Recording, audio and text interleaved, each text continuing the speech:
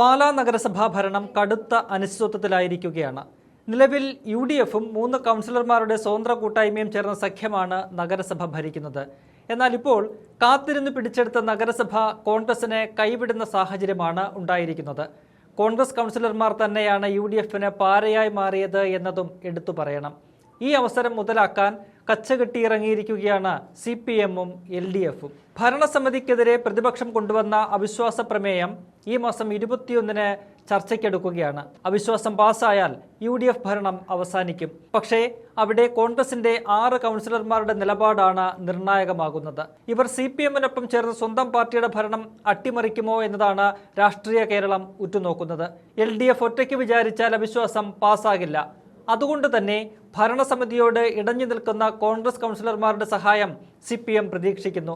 മറുവശത്ത് സ്വന്തം കൗൺസിലർമാരെ അനുനയിപ്പിക്കാനുള്ള ശ്രമങ്ങൾ കോൺഗ്രസ് നേതൃത്വവും നടത്തുകയാണ്.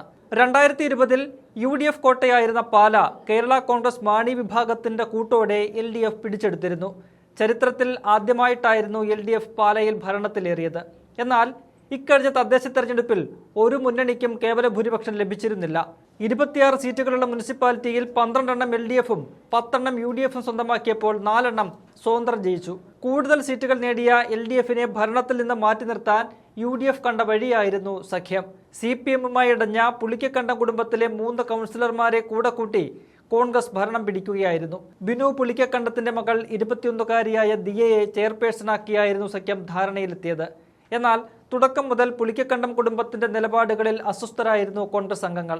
അടുത്തിടെ അത് പൊട്ടിത്തെറിയിലേക്ക് മാറിയതോടെ കാര്യങ്ങൾ കൈവിട്ട അവസ്ഥയിലായി.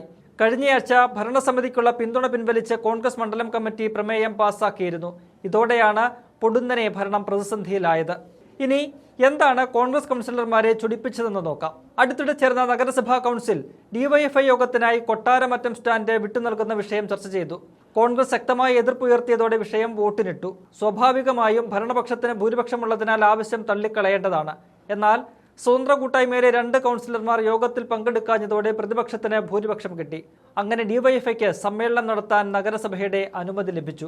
ചെയർപേഴ്സണായ ദിയ ബിനു പുളിക്കക്കണ്ടം DYFIക്ക് അനുകൂലമായി LDFുമായി ഒത്തുകളിച്ചു എന്ന ആരോപണമാണ് കോൺഗ്രസ് ഉയർത്തിയത്.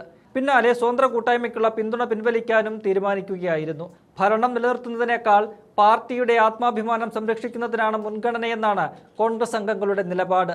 ജില്ലാ നേതൃത്വം ഉൾപ്പെടെ ഇടപെട്ടിട്ടും കോൺഗ്രസ് കൗൺസിലർമാർ വഴങ്ങിയിട്ടില്ല. 2020-ലെ LDF ഭരണസമിതിയിൽ CPM കൗൺസിലറായിരുന്നു ബിനു പുളിക്കക്കണ്ടം. സഖ്യകക്ഷിയായിരുന്ന മാണി ഗ്രൂപ്പിനോട് ഇടഞ്ഞതോടെ പാർട്ടിയിൽ നിന്ന് തന്നെ പുറത്തു പോകേണ്ടി വന്നു. അങ്ങനെയാണ് ഇത്തവണ ബിനുവും സഹോദരൻ ബിജുവും മകൾ ദിയയും സ്വതന്ത്രരായി മത്സരിച്ച് വിജയിച്ചത്. ഇത് LDFനും UDFനും ഒരുപോലെ തിരിച്ചടിയായി. പാല പിടിക്കുന്നതിന് വേണ്ടി മാത്രമാണ് സ്വതന്ത്രർക്കൊപ്പം അവരുടെ ഉപാധികൾ അംഗീകരിച്ച് UDF കൂട്ടുകൂടിയത്. ചെയർപേഴ്സൺ പദം വിട്ടുകൊടുത്തതിൽ അന്നു മുതൽ കോൺഗ്രസിൽ അതൃപ്തി ഉണ്ടായിരുന്നു. പക്ഷേ മാണി ഗ്രൂപ്പിനെ രാഷ്ട്രീയമായി ഇല്ലാതാക്കുക എന്ന ഉദ്ദേശം കോൺഗ്രസിനുണ്ടായി.